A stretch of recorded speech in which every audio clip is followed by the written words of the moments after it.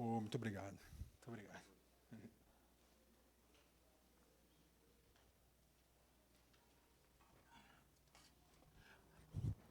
Todo mundo abriu? Vamos lá? 39. Eu vos enviei a ceifar... Não, 39. E muitos samaritanos daquela cidade creram nele por causa da palavra da mulher, que testificou, e ele me disse tudo o que tem feito. Assim, então, os samaritanos foram até ele e pediram-lhe que ficasse com eles. E ele ficou ali 2 dias. E muito mais creram por causa da sua própria palavra, e diziam: mulher, já não é pelo que disseste que nós cremos, porque nós mesmos o temos ouvido e sabemos que este é verdadeiramente o Cristo, o Salvador do mundo. Vamos orar? Obrigado pela tua palavra, Pai. Ela é viva, ela é eficaz, ela nos transformou e ela transforma, pelo poder do nome do Senhor, vidas e resgata pessoas e regenera. Muito obrigado, Pai. Em nome de Jesus. Amém. Aqui a história é de trás para frente. A gente já leu o finalzinho, mas se a gente pegar lá o início do capítulo, é a história da mulher samaritana. Mulher samaritana, ela de Samaria. Samaria, mestiço, né? Então, ela sendo mestiça, ela não tinha a possibilidade de adorar ao Senhor ali no mesmo monte que os judeus oravam. E no Monte Sinai, no Monte Horebe, ela era impossibilitada.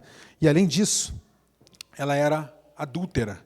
Então, o Senhor a encontrou. E, além disso, o Senhor, Jesus, marcou um encontro com uma mulher. E isso, para a cultura, era algo contra a cultura.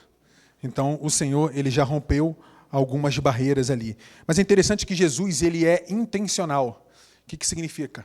Ele quis passar por Samaria. Era necessário passar por Samaria. Ele optou. Ele marca um encontro com essa mulher samaritana e ele vai ao encontro dela. Ela estava pegando água ali em horário diferente. Por que ela estava pegando a água ali no horário diferente? Porque ela era recriminada, porque ela era adulta e as outras mulheres não queriam estar junto com ela. Então, ela já sofria um preconceito no meio da comunidade ali de Samaria, porque ela estava indo ali, mais ou menos no horário próximo a meio-dia, um sol escaldante, para pegar água. Ela estava sozinha porque ela não tinha a companhia de ninguém. Ela era sozinha, porque ela era recriminada. Ela sofria ali o preconceito nesse sentido. E o Senhor marca um encontro com ela. Era intencional. Jesus quis encontrar essa mulher. Ele tinha interesse na vida dela. Interessante que os samaritanos eles acreditavam na volta do Messias. Então, foi esse o ponto de contato que o Senhor Jesus usa para chegar a esse povo através dessa mulher e, posteriormente, chegar ao povo ali de Samaria. Jesus ele alcança o coração dessa rejeitada ali pela sociedade, pela comunidade, né? Ele usa talvez uma ninguém ali para alcançar outras pessoas. Então é interessante a gente olhar aqui que Jesus ele quebra paradigmas. Ele não está preocupado com o que os outros iam pensar acerca da moral dele e da lei. Ele está preocupado em cumprir aquilo que ele precisava fazer. E ele queria e tinha o propósito de alcançar a vida daquela mulher. E ele marcou um encontro na agenda dele para encontrar aquela mulher e falar do amor dele, que ele era a água da vida. Essa mulher ela resiste inicialmente porque quem é carnal não entende de assuntos espirituais. Quando ele fala de água da vida, ela vai e questiona, ela não entende, porque é carnal. Quando vivemos na carnalidade, ou melhor, quando não temos o pensamento espiritual, quando não estamos conectados com o Senhor, quando não somos lavados e remidos pelo sangue do Cordeiro, quando não fomos alcançados pela graça de Jesus, o pensamento é de pessoa carnal e não espiritual. Como ela não havia sido alcançada pela graça de Jesus ainda, ela vivia de forma carnal. Isso significa que ela não entendeu porque ela era carnal. E quem é carnal não entende assuntos espirituais. A partir do momento que ela é questionada e o Senhor avança na conversa, ela é alcançada pela graça, ela resiste, ela toca em alguns assuntos, por exemplo, essa questão da adoração, né, ao monte, e ela tenta sair um pouco da conversa, e o Senhor vai e pega ela e fala da questão do adultério, porque pergunta onde está o seu marido, e ela fala, né, não tenho marido, aí ele fala, já tiveste alguns e nenhum desses, e esse que você tem não é teu, e tem toda essa história, e o Senhor a confronta no pecado dela. E ela entende, quem é esse que sabe da minha vida, que sabe o que eu estou fazendo? E ela começa a entender, ou melhor, começa a ser tomada pelo Espírito da graça do Senhor, que a alcança. E quando ela é alcançada, ela larga o objeto, o cântaro, algo que aprende ao velho homem, que é o cântaro, a água, que se quebrar o cântaro, a água acaba. E o Senhor oferece a água da vida.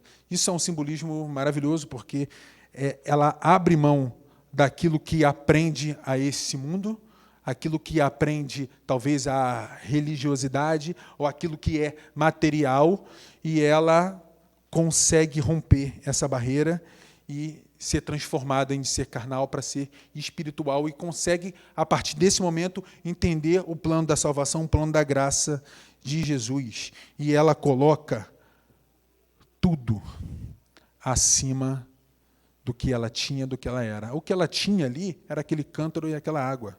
Ela se esforçou para aquilo ali. E ela não mediu esforços para abrir mão daquilo ali, para voltar para a cidade e para cumprir aquilo que ela precisava fazer. Porque ela recebeu algo tão grandioso, que foi a graça do Senhor, e ela queria falar para aqueles que eram dela, para a cidade. Ela queria proclamar o Evangelho. Quando a gente tem um tesouro, né, aquela historinha bíblica que você tem um tesouro, e você pode compartilhar isso para qualquer pessoa, e você não perde tempo. Se você acha que vai ser bom para outra pessoa, você quer logo compartilhar. Porque o ideal, o correto é a gente achar que a pessoa merece algo bom também, e você quer compartilhar aquilo. O Evangelho, às vezes, ele prega uma peça, ou melhor, nós pregamos a peça, talvez no Evangelho, e a gente retém aquilo. Ela não mediu esforços. E ela abre mão daquilo que ela tem para proclamar o Evangelho. Eu não estou dizendo para você pegar e largar o que você tem de forma material e para seguir Jesus igual eu estou fazendo. Eu não estou falando nisso. Eu estou falando que nós precisamos abrir mão daquilo que é mais importante para nós do que Jesus. O ponto é esse. Esse é o ponto. Não é se algo é material, se é um relacionamento que é importante para você. É tudo que é mais importante do que Jesus, porque não existe nada mais importante do que Jesus. Não pode existir nada mais importante do que o relacionamento que eu tenho com o Eterno, porque foi Ele que me deu a salvação. Então, a forma, a gratidão que a gente precisa ter a Ele tem que ser algo primordial. Buscai primeiro todas as coisas e as demais serão acrescentadas.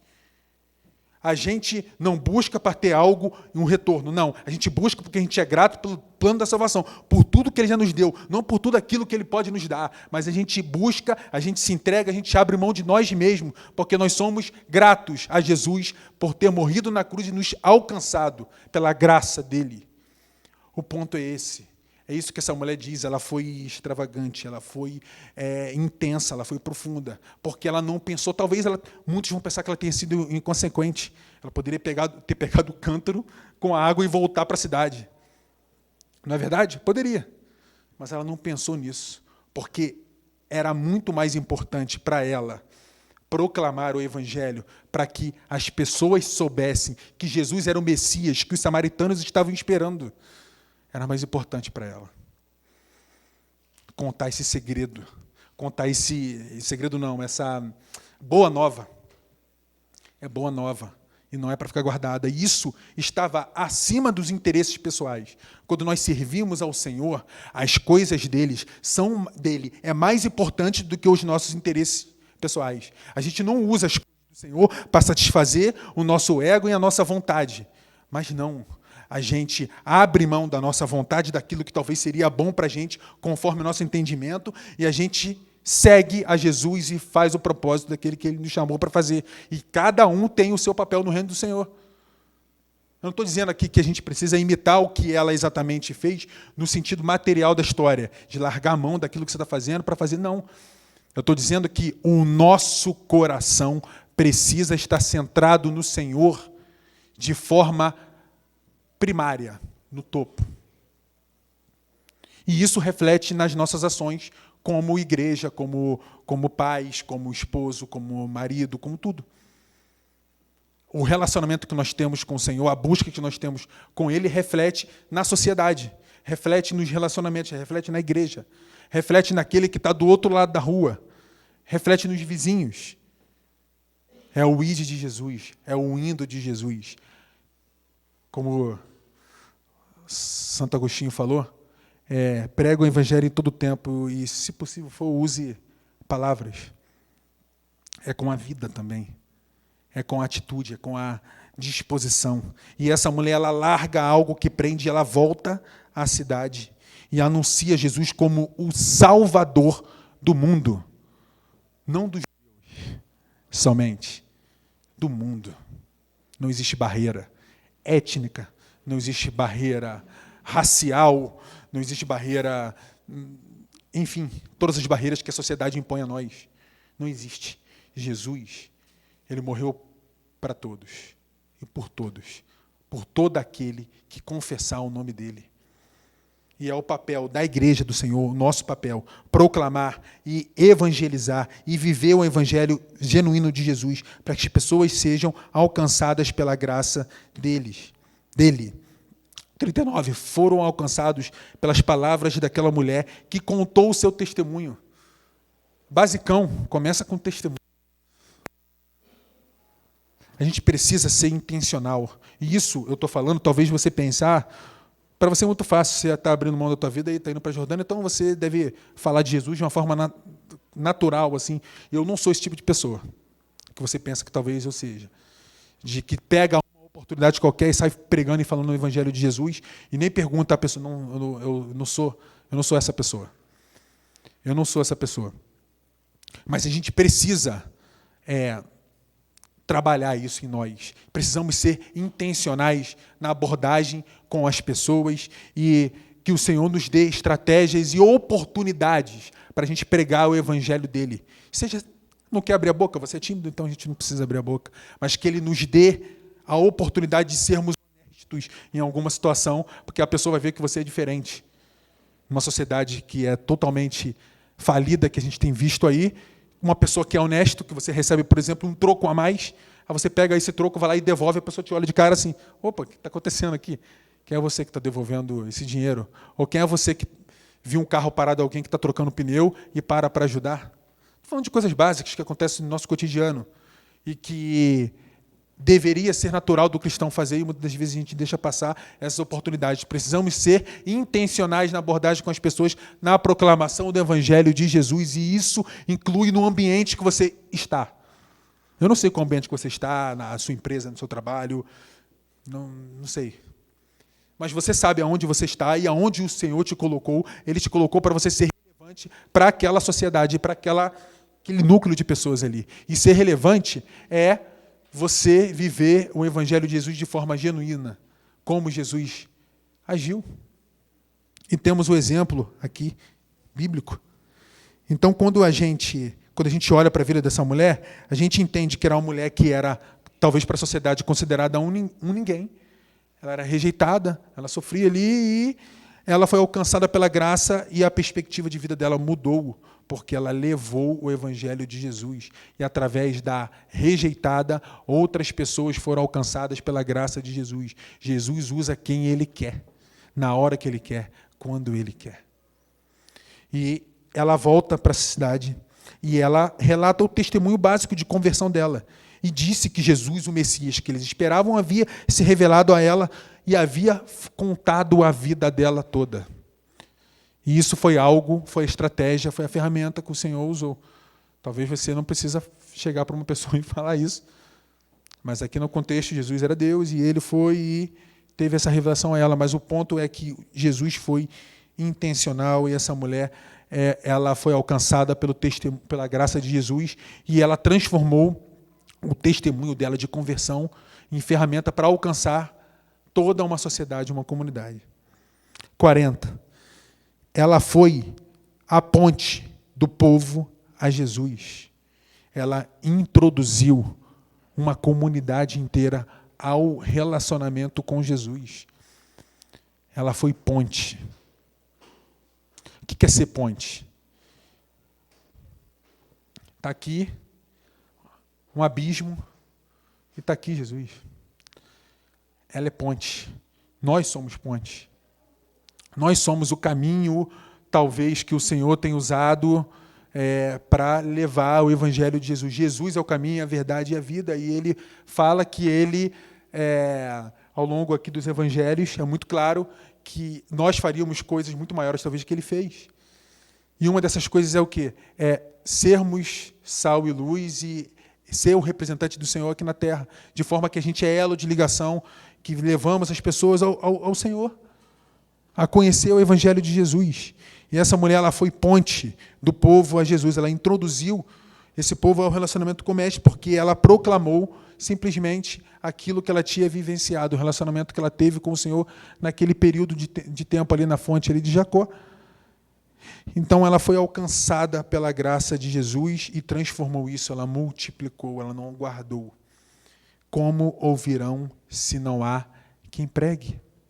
Como aquele povo samaritano ia ouvir se ela não fosse tocada pelo Senhor e abrisse mão do que aprendia a esse mundo, a essa terra, e ela foi proclamar o Evangelho. Ela abriu mão de quem ela era e foi proclamar o Evangelho de Jesus. E o povo conheceu o Evangelho de Jesus. 41. E muitos mais creram por causa da sua própria palavra. Jesus, ele foi ao encontro desse povo. E a manifestação de Jesus no meio do povo alcança mais pessoas do que ela havia conseguido e passado ali. Quando Jesus ele entra em cena, ele muda a história.